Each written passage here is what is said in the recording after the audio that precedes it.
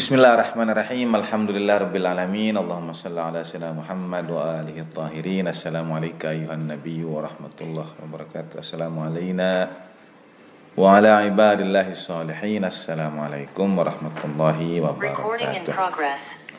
Asyhadu an la ilaha illallah wahdahu la syarikalah wa asyhadu anna sayyidana maulana Muhammadan abduhu wa rasuluhu la nabiyya ba'dah. Allahumma salli wa sallim wa barik ala sayyidina Muhammad wa ali sayyidina Muhammad wa anjil furajil syarif warzuqna fid dunya ziyaratahu wa fil akhirati syafa'atahu.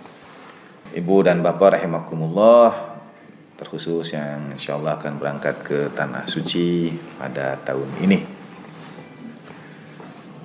hajjan mabrura wa sa'yan mashkura wa dzanban maghfura. Pengantar singkat dan lebih jauh saya kira apa-apa yang ingin ibu dan bapak tanyakan. Pengantar singkatnya, haji adalah kesempatan kita untuk berziarah pada Imam Zaman ajallahu ta'ala farajahu syarif, terkhusus di Padang Arafah. Man mata walam ya'rif imama zamanihi, barang siapa yang meninggal dunia dan tidak mempunyai ma'rifat akan imam zamannya, mata mitatan jahiliyah. Dalam mazhab Ahlul Bait alaihi wassalam secara khusus, haji menjadi puncak peribadatan karena seluruh amal ibadah kita itu kita jadikan hantaran untuk ibadah haji kita, dan kita hadirkan kehadirat Allah Subhanahu wa taala melalui perantaraan hujjah. La hajja illa bil hujjah. Tidak ada haji tanpa kehadiran hujjah. Haji dengan hujjah satu akar kata. Bulan haji disebut Dzul Hijjah atau juga Dzul Hujjah. Nah, yang kedua, saya biasa membagi kepergian ziarah itu menjadi 4. Ada fikihnya, manasik, ada hikmahnya, sebagaimana yang disampaikan oleh Imam Zainal Abidin alaihissalam, ada adabnya, dan ada ziarahnya. Dan kalau ditanya secara singkat, haji sebetulnya apa, tujuannya apa, kalau ditanya singkat saya akan menjawab, haji itu adalah simulasi kepulangan kita ke hadirat Allah Subhanahu wa taala. Rehearsal gladi resik kembali kita ke hadirat Allah Subhanahu wa taala. Padang Arafah sering diibaratkan padang mahsyar. Muzdalifah, Masyaril Haram diibaratkan ketika orang-orang dibangkitkan dari kuburnya, dari makamnya. Kita mengenakan kain kafan dan seterusnya. Sehingga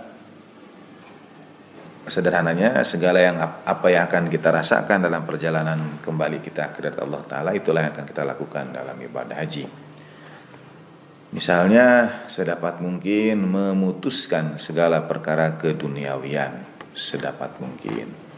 Sedapat mungkin belajar memutuskan juga keterikatan, ketergantungan pada karib kerabat, keluarga, dan sebagainya. Lalu mengurangi urusan-urusan keduniawian dan memusatkan diri pada ibadah, terutama adab yang berkaitan dengan hati. Adab paling berat dalam haji adalah adab hati. Dalam Al-Quran disebutkan, a'udzubillahi minasyaitonirrajim, faman farada fihinal hajja fala rafata wala fusuqa wala jidala fil hajj. Barang siapa yang sudah berkewajiban pada bulan-bulan haji itu berangkat haji, maka tidak boleh rafas, tidak boleh fusuk, dan tidak boleh jidal. Tidak boleh mengucapkan kata-kata kasar, kata-kata keras, kata-kata syahwati, dan berdebat. Nah, itu semua sebetulnya berangkat dari penjagaan hati. Jadi supaya kita tidak kena rafath, tidak kena fusuk, tidak kena jidal, yang harus jaga itu hati. Di antara adab hati dalam perjalanan ibadah itu adalah tidak boleh membanding-bandingkan. Hindari betul membanding-bandingkan apapun. Membandingkan postur tubuh, warna kulit, membandingkan kebiasaan. Misalnya orang negeri tertentu memang terbiasa begini, tidak antri, kurang rapi, sampah berserakan. Nah, itu bagian yang harus dijaga, yang lebih sulit dalam adab itu. Kok yang lain begini kita tidak? Nah, itu membanding-bandingkan. Dan itu akan membawa kita pada kemungkinan rofas, khusuk, apalagi jidah. Misalnya dalam membandingkan tata cara ibadah. Kok yang lain boleh begini, atau ada perbedaan-perbedaan dalam tata cara peribadatan. Lalu kita jatuh pada jidah, pada perdebatan. Ini sebagai pengantar. Lalu yang berikutnya insya Allah nanti dapat menghubungi Uda Harmonis, mohon izin dibuatkan grup sementara. Sebetulnya setiap tahun keberangkatan selalu ada grup yang berangkat haji, dan selama di sana nanti saya ada di grup itu, grup WA. Selama di sana kapanpun ibu dan bapak memerlukan, ada pertanyaan, ada apa saja yang ingin diajukan, disilakan 24 jam. Tentu 24 jam saya menjawab juga ketika terbaca pesannya. Ada perbedaan waktu dengan tanah suci. Kalau mau ke ziarah-ziarah ke tempat-tempat tertentu, lalu apa betul arahnya ke sini dan kemana, boleh bertanyakan di grup itu. Ada yang tidak pasti tentang satu amalan, juga boleh tanyakan di grup itu. Karena nanti bisa kita diskusi apa saja yang ingin ditanyakan via grup. Nah, sekarang ini saya yakin tentu fikihnya, manasiknya sudah dipelajari juga, sudah banyak dibaca juga, sudah terbayang juga ini dan itu. Jadi kalau ada yang ingin ditanyakan, mulai diskusi silahkan, apa saja yang ingin diketahui lebih jauh dan seterusnya. Silakan. Terkait dengan badal haji, ketentuannya apakah kalau yang meninggalnya perempuan harus dengan perempuan lagi, atau seperti apa sebetulnya secara global? Perkara fikih tergantung ikutan pendapatnya, ikutan mazhab atau mengikuti marja yang mana begitu. Dalam mazhab Ahlul Bait alaihi wassalatu wassalam, sebetulnya badal haji ada badal dan ada pahala haji. Ada badal dan ada pahala haji. Badal hanya dapat dilakukan oleh orang yang sudah menyelesaikan kewajibannya sendiri. Misalnya badal haji. Pertanyaannya bagaimana tentang badal haji? Apakah kalau perempuan masih dibadalkan oleh perempuan lagi gitu. Untuk badal haji ini dia hanya dapat dilakukan oleh orang yang sudah menyelesaikan kewajibannya sendiri, dalam artian dia sudah naik haji juga. Begitu, dia sudah haji terlebih dahulu. Dan haji tidak seperti umroh yang bisa dilakukan berkali-kali. Haji itu setahun hanya sekali, dengan wukuf di padang Arafah yang tidak bisa diulang lagi gitu. Tetapi ada pahala haji. Nah, pahala haji ini bahkan boleh jadi diperoleh bagi yang tidak berangkat haji. Bagi Allah yarham almarhumah istri tercinta Kang Agus, saya sangat yakin beliau sudah beroleh pahala haji. Secara pahala qad waqa'a ajruhu dalam Al-Qur'an. Barang siapa yang sudah niat hijrah ke hadirat Allah Subhanahu wa taala, niat ibadah, sudah tetap pahalanya. Kemudian kematian menjemputnya, sudah tetap pahalanya. Jadi pahala haji insyaallah tidak diragukan. Pahala haji sudah diterima. Adapun secara fikih badal itu syaratnya mesti dilakukan oleh yang sudah haji, dan boleh laki-laki membadalkan perempuan, misalnya membadalkan ibunya, membadalkan istrinya, sama juga sebaliknya. Penjelasan ini Ustaz, haji dengan hati. Haji dengan hati. hati. Pertanyaan kedua, bagaimana maksud haji dengan hati? Haji itu bukan hanya harus dengan hati, tapi haji harus dengan hati-hati. Nah, haji yang berhati-hati itulah haji dengan hati. Berhati-hati mungkin akar katanya juga dari bahasa Arab, itu ihtiyat atau muhtab. Orangnya disebut muhtab, orang yang berhati-hati, orang yang melakukan ihtiyat. Misalnya dalam fikih Ada mujtahid, ada muqallid. Ada yang berijtihad, memberikan fatwa, dan ada yang mengikuti taklid. Orang yang berada di tengah keduanya disebut muhtab, orang yang melakukan ihtiyat, yaitu orang yang berhati-hati. Contohnya, saya yakin saya punya wudu, tapi saya ragu apakah saya batal atau belum. Dalam fikih kita dahulukan keyakinan, jadi boleh kita ambil keyakinan. Tapi orang yang berhati-hati, ya kemudian, saya wudu lagi aja. Itu dimaksudkan berhati-hati. Sebetulnya dalam mazhab Ahlul Bait alaihi wassalatu wassalam, sekali membaca Subhana rabbiyal a'la wa bihamdih dalam sholat itu batas minimal, cukup secara fikih. Sekali saja Subhana rabbiyal a'la wa bihamdih itu sudah sah sujud itu. Para ulama kemudian berihtiyat, berhati-hati supaya bacaan yang Subhana rabbiyal a'la wa bihamdih itu betul-betul terbaca dalam keadaan sujud sempurna, maka dia dibaca 3 kali. Ada Subhana rabbiyal a'la wa bihamdih pertama dan Subhana rabbiyal a'la wa bihamdih yang ketiga, sehingga dia yakin betul ketika subhana kepala itu sudah sujud, dan ketika wa bihamdih dia belum terangkat. Karena kita ini punya jam biologis, kadang-kadang belum juga dahi itu merapat ke tempat sujud, Subhana rabbiyal a'lanya sudah dibaca. Nah, untuk kehati-hatian, dipastikan berada pada posisi sujud, maka dibaca menjadi 3 kali.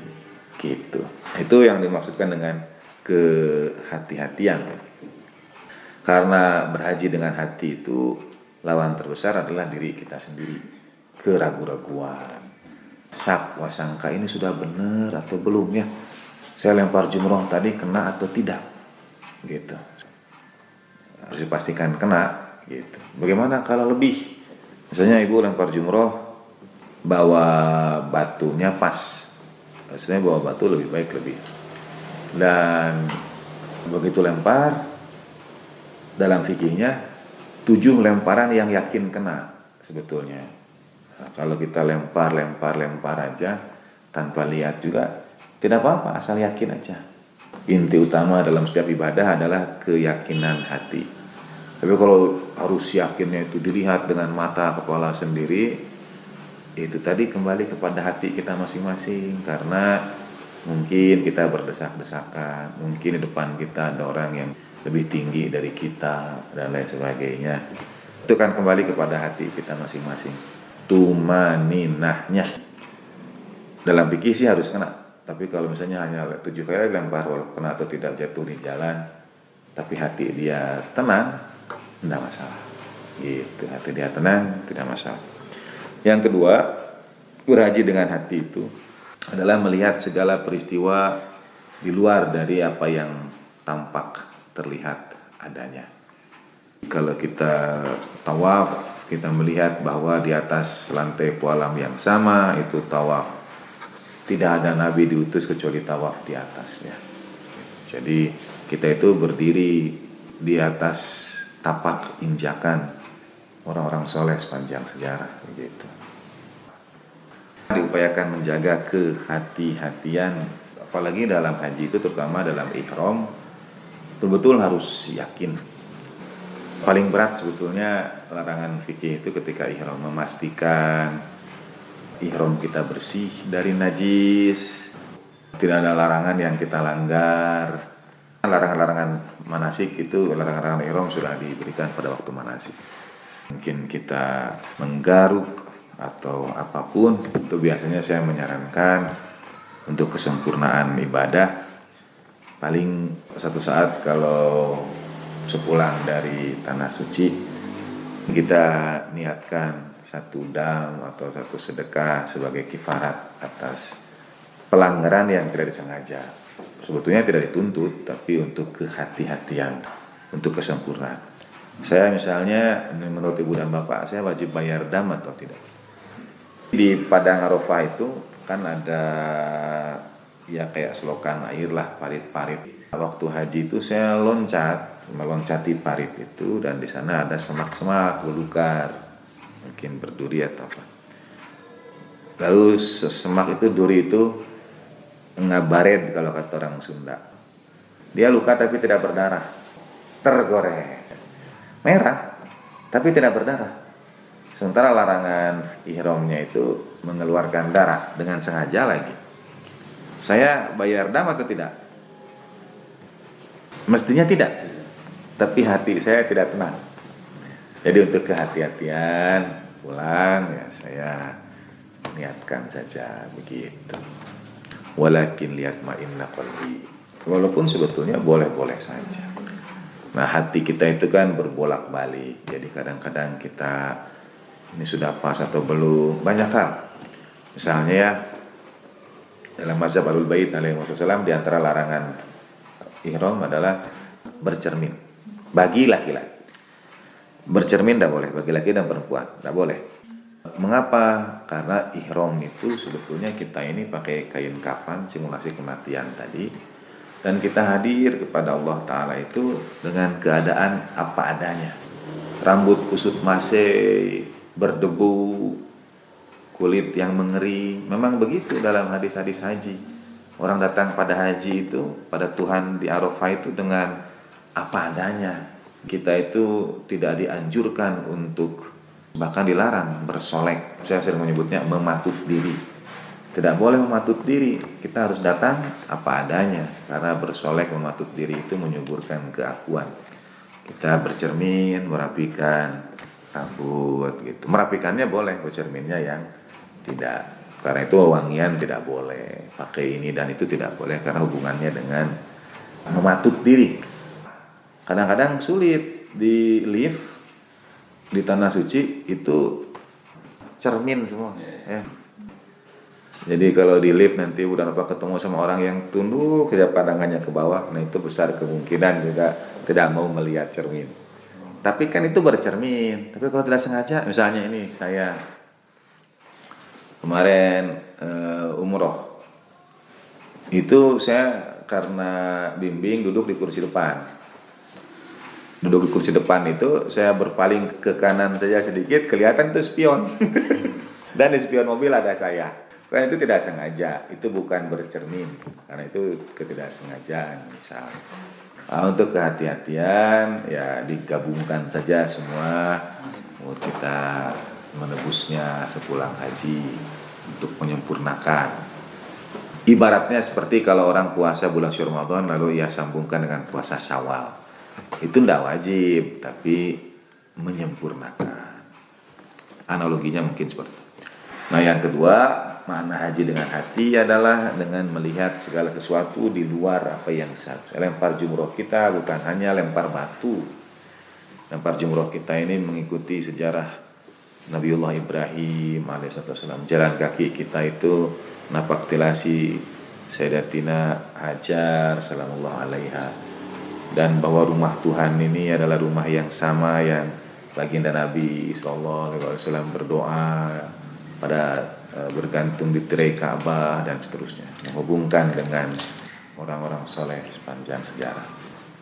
Ya apapun pertanyaan yang diajukan di sana menghadapi apa, perlu apa, tanyakan saja di grup itu, saya insya Allah standby. Sudah berlangsung demikian dalam keberangkatan haji-haji sebelumnya juga.